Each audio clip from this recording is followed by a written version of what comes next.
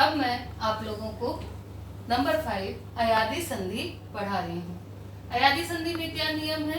यदि ए ऐ ओ औ के बाद कोई दूसरा स्वर हो, कोई दूसरा स्वर है तो इस ए के स्थान पर क्रम से देखिएगा, ए के स्थान पर ऐ, ऐ के स्थान पर ऐ के स्थान पर आए, ओ के स्थान पर यहाँ देखिए आए, ओ के स्थान पर आओ और आओ के स्थान पर आओ हो जाता है। तो यहाँ पर कैसे होगा? यहाँ पर ये ध्यान आप लोगों को रखना है। जैसे इसका एग्जाम्पल जब तक नहीं समझिएगा नहीं पता चलेगा। जैसे यहाँ पर है ने प्लस अनम। अब ने प्लस अनम है तो यहाँ ए है, यहाँ ए है, ए के बाद क्या है? कोई दूसरा स्वर यानी आ है, यहाँ आ है तो यहाँ इस ए को आए हो गया तो यहाँ क्या बन गया? नैनम। ये नैनम बन गया। यहाँ इसमें सब में यहाँ ये लंत लग जाएगा, ये बन गया नैनम। इसी प्रकार से चे प्लस अनम चैनम आदि ये बनेगा। तो ये हो गया। और दूसरा का है ऐ। यहाँ ऐ है तो आए, ऐ है तो आए। जैसे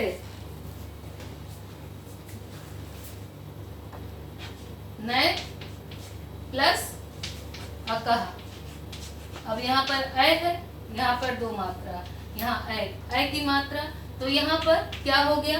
ऐ है तो आय बना। जब यहाँ पर ये ऐ के कारण आय बन गया, अलग कोई स्वर है इसके बाद, तो यहाँ बन गया नायकः। इस प्रकार से यहाँ हो जाएगा नायकः। इसी प्रकार से देखिए ओ का भी है, औ का भी है, तो ओ का क्या होगा? ओ प्लस अना क्या बन गया? औ हो जाएगा तो पौना बन जाएगा। फिर औ है, औ के एग्जाम्पल पे क्या होगा? औ के एग्जाम्पल पे होगा पौ प्लस अकह, तो हो जाएगा पावकः। इस प्रकार से ये अयादी संधि बन जाती है, अयादी संधि कंप्लीट होती है। अब मैं आप लोगों को पूर्व रूप संधि बताऊंगी। नंबर 6 है पूर्व रूप संधि, जो कि देखिए पूर्व रूप संधि में क्या होता है कि यदि पहले पद के अंत में, ये मैं आप लोगों को बता रही हूँ, ध्यान से सुनिएगा। पूर्व रूप संधि, पूर्व रूप संधि ये कैसे है? यदि पहले पद के, जो दो पद होते हैं संधि में, दो पद, तो पहले पद के अंत में, यदि पहले पद के अंत में ए या ओ हो और उसके बाद आ हो, तो उस आ को पूर्व रूप हो जाता है। इसका एग्जाम्पल देखिएगा, ऐसे होता है। जैसे यहाँ पर है ते प्लस अपी। अब मैंने क्या कहा था अभी? पहले पद के अंत में ए।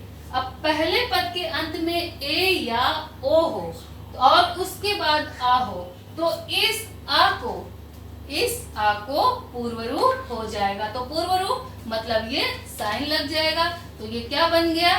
ते अपी। ये इसी को कहते हैं पूर्व रूप संधि। यही पूर्व रूप संधि हुई। तो यहाँ हो गया एक। फिर से बोल रही हूँ, देखिए अब एक और एग्जाम्पल देख लीजिए और अच्छे समझ में आ जाएगा। जैसे है विष्णु प्लस अत्र। विष्णु है, ये है विष्णु प्लस अत्र, विष्णु प्लस अत्र। विष्णु प्लस अत्र में क्या होगा? यहाँ ओ है, ठीक है, ओ।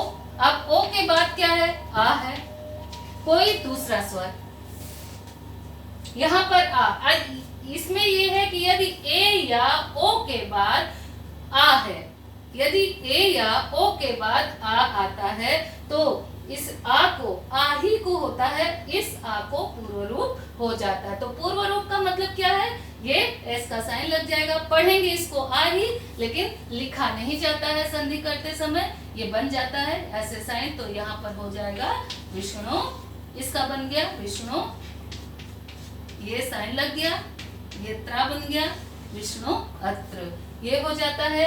इस प्रकार से ये पूर्व रूप संधि भी कंप्लीट होती है। इसके बाद यहाँ एक आपकी अंतिम संधि बची हुई है, प्रकृति भाव या प्रग्रह। प्रग्रह मतलब गूढ़ संधि, छिपी हुई संधि, ये आपकी बची हुई है। यहाँ पर देखिए क्या है? यदि द्विवचन, ये मैं आपको फिर बताती हूँ।